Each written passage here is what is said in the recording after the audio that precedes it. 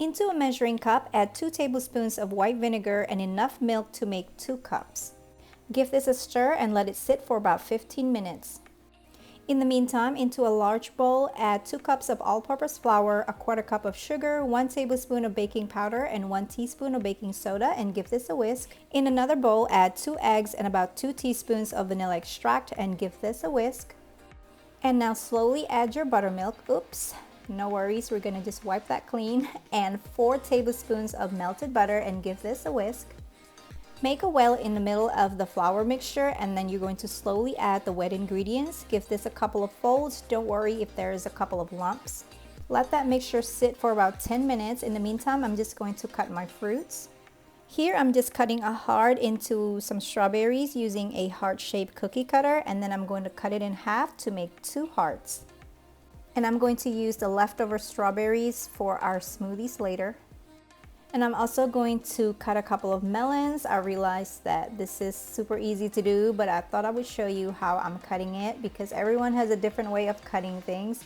So here I'm just removing the skin and I'm going to cut it in half, and I'm going to use a spoon to remove the seeds.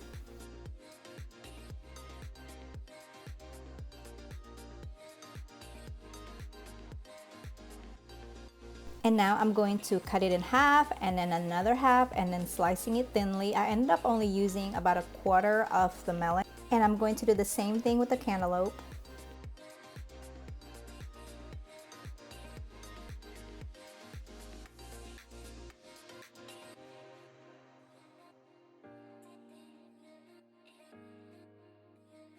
After the batter has sit for 10 minutes, slowly add the batter into a condiment bottle. You may have to cut the tip off the top so that the pancake will come out easily. Alternatively, you can also just drop the mixture using a tablespoon and make a circular shape. Add some melted butter into a pan, and now we're just going to start making our pancakes. As you can see, my first ones did not come out as circular and the size that I wanted, but that's okay. By the second batch, I got a hang of it and they came out pretty good. And I was also making our sausages cooked per box directions. Once the pancakes are ready, I am going to go ahead and put them in a lollipop stick, starting with the strawberries and about 5 or 6 mini pancakes.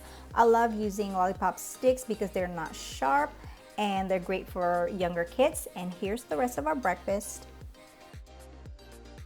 Into a blender, add 1 cup of water, a couple of handfuls of spinach, and 1 orange that has been peeled. And we're just going to blend this until smooth for about a minute. And now I am adding the leftover strawberries from this morning, 2/3 cups of frozen pineapple and 2/3 cups of frozen mangoes, as well as 1 banana and about a tablespoon of hemp seeds. And we're going to blend this until smooth for about a minute.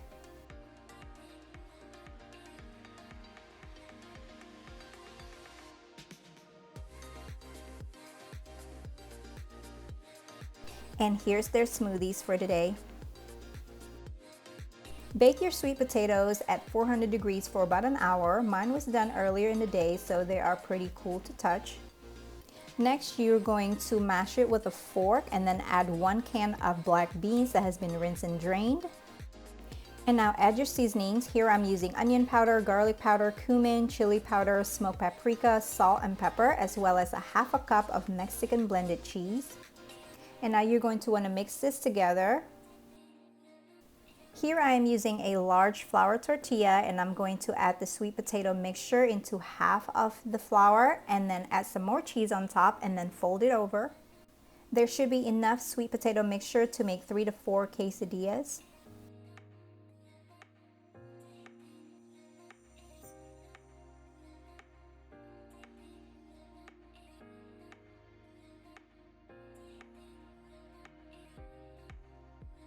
Now melt some butter into a pan and you're going to cook your quesadillas for about 3 minutes. And I'm just going to remove it so I can add more butter, and then I'm going to cook the other side for another 3 to 4 minutes. And you are pretty much done, and I'm just going to cut each quesadillas into thirds and serving it with sour cream and bell peppers. So this pad thai recipe isn't necessarily a traditional way of making pad thai, but I love this recipe because it is great for beginners.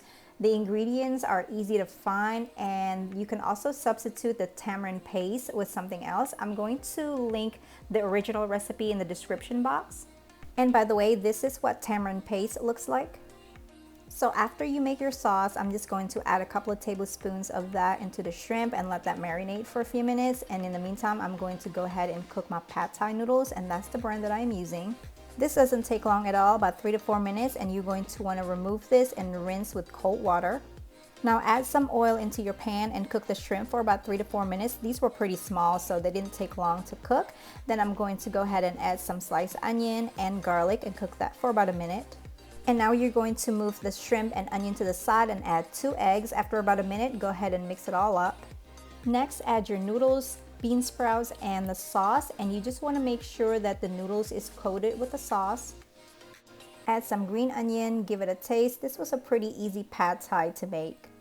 And now I'm going to crush some peanuts for our toppings. I love using peanuts on top of pad thai because it gives it that really nice crunch. Add some green onions, some more bean sprouts, and the peanuts. Put a couple of lime wedges in there, and you are pretty much done. Here's our dinner. Into a large bowl, add 1 box of instant vanilla pudding, 1 cup of milk, and 1 can of pumpkin puree, not pumpkin pie filling. Add a half a teaspoon of pumpkin spice, a half a teaspoon of cinnamon, 2 tablespoons of maple syrup, some vanilla extract, and a pinch of salt, and you're just going to mix this. Give it a couple of folds for good measure, and now we're going to make the whipped cream. You'll need about 1.5 cups of heavy whipping cream and 1 tablespoon of powdered sugar, and now you're just going to whip it for about 3 to 4 minutes. Fold the whipped cream into the pumpkin mixture, but make sure that you leave some so that you can put it on top of the mousse later.